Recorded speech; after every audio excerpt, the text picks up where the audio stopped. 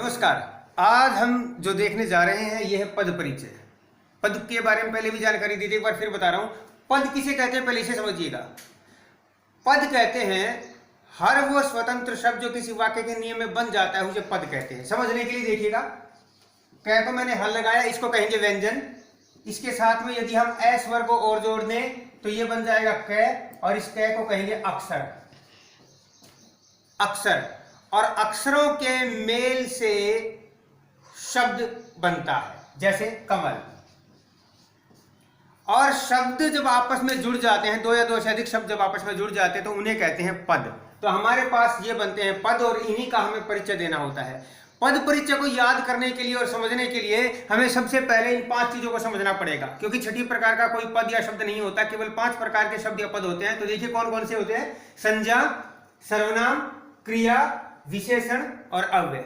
यदि इन 5 चीजों को हम जान लेते हैं तो हमें पद परिचय करने में एकदम सरलता हो जाती है। फिर बाकी 3 ही स्टेप और बचते हैं, वो कौन कौन से हैं उनका भी मैं हल्का सा जिक्र कर देता हूं। एक स्टेप बचता है लिंग, एक स्टेप बचता है कारक, और एक स्टेप बचता है वचन। और 5वां हम लेते हैं अन्य। ये जो 5 ऊपर मैंने लिखे हुए हैं, संज्ञा, सर्वनाम, क्रिया, विशेषण, अव्यय, यदि ये समझ में आ गए तो आप पद परिचय बड़ी आसानी से कर सकते हैं। एक उदाहरण लेकर देखते हैं। मैंने लिख दिया राम स्कूल जाता है। राम स्कूल जाता है, और राम को मैंने रेखांकित कर दिया और कह दिया कि राम का पद परिचय दीजिए। तो इसका परिचय हम कैसे देंगे, आइए एक बार देखते हैं। मैंने यहां लिख दिया राम। अब बड़े ध्यान से एक ही बार देखते चलिएगा, एक बार में आपको समझ में आएगा। राम, सबसे पहले ये देखिएगा कि कोई भी शब्द इन 5 में से एक हो सकता है। इन 5 में से कोई भी एक होगा, 5 नहीं हो सकते। या तो कोई शब्द संज्ञा होगा, या सर्वनाम निकलेगा, या क्रिया होगा, या विशेषण, या अव्यय। तो ये राम जो है, जो यहां से उठाया हमने, अब सबसे पहले ये देखना है कि राम इन 5 में से क्या है। ये हमें आसानी से पता लग सकता है पिछली वीडियो देखकर कि राम संज्ञा है, तो हमने लिख दिया संज्ञा। फिर अल्प विराम लगा देंगे और फिर लिखेंगे संज्ञा के भेद। संज्ञा का कौन सा भेद है, तो राम व्यक्तिवाचक है तो हम लिखेंगे व्यक्तिवाचक संज्ञा।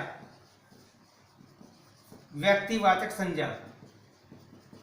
बाकी अब 4 जो बच गए इनकी हमें आवश्यकता नहीं है, क्योंकि इनमें से एक ही शब्द उठाना है। या तो कोई शब्द सर्वनाम आएगा तो यहां सर्वनाम लिखते चले जाएंगे, क्रिया होगी तो क्रिया, विशेषण होगा तो विशेषण, और अव्यय होगा तो अव्यय। यहां पर संज्ञा है तो हम संज्ञा का ही केवल परिचय देंगे। तो संज्ञा लिख दिया, कौन सी संज्ञा, उसका भेद क्या है, व्यक्तिवाचक लिख दिया। अब इनमें आ जाइए, ये जो 5 चीजें थी यहां पर चलते हैं, इनका भी इसी तरह से परिचय देना बहुत हल्के से। लिंग, राम किस लिंग से संबंधित है, तो हम बड़ी आसानी से बता सकते हैं। राम पुल्लिंग से संबंधित है तो हम यहां लिख देंगे पुल्लिंग। कारक कौन सा है, कारक ये कर्ता है तो हमने लिख दिया कर्ता कारक।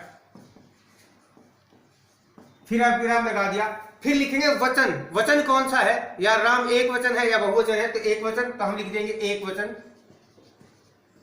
और फिर अन्य।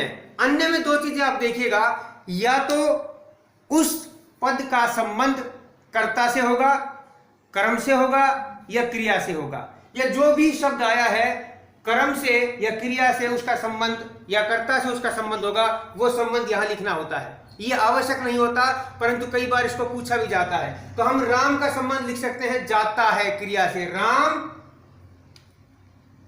राम, और इसको हम एकल उद्धरण चिन्ह में बंद कर देंगे। इनको एकल उद्धरण चिन्ह कहते हैं। राम जाता है क्रिया का कर्ता। तो इस तरह से बड़ी आसान तरीके से हम सीख सकते हैं पद परिचय। एक बार मैं थोड़ा सा रिपीट करवा दूं, आपको ध्यान आ जाएगा। मैंने बताया पद परिचय किसे कहते हैं, वाक्य में प्रयोग हुए किसी भी पद के परिचय को पद परिचय कहते हैं। पद परिचय देने के लिए हमें ये 5 स्टेप चलने पड़ते हैं। पहला स्टेप होता है संज्ञा, सर्वनाम, क्रिया, विशेषण या अव्यय। इनमें से कोई एक शब्द होगा जिसका परिचय देना हमें पड़ेगा। दूसरे में हमें यह बताना पड़ेगा कि इस पद का लिंग कौन सा है। उसके बाद बताना पड़ेगा इसमें कारक कौन सा आया है। उसके बाद बताना पड़ेगा इस शब्द का वचन कौन सा है। फिर हमें बताना पड़ेगा अन्य, यानी क्रिया या कर्म के साथ या कर्ता के साथ उसका क्या संबंध है। तो इस वीडियो को देखते चलिएगा और शेयर जरूर करिएगा, लाइक कर लीजिएगा और अपने दोस्तों के पास भेजिएगा। नमस्कार।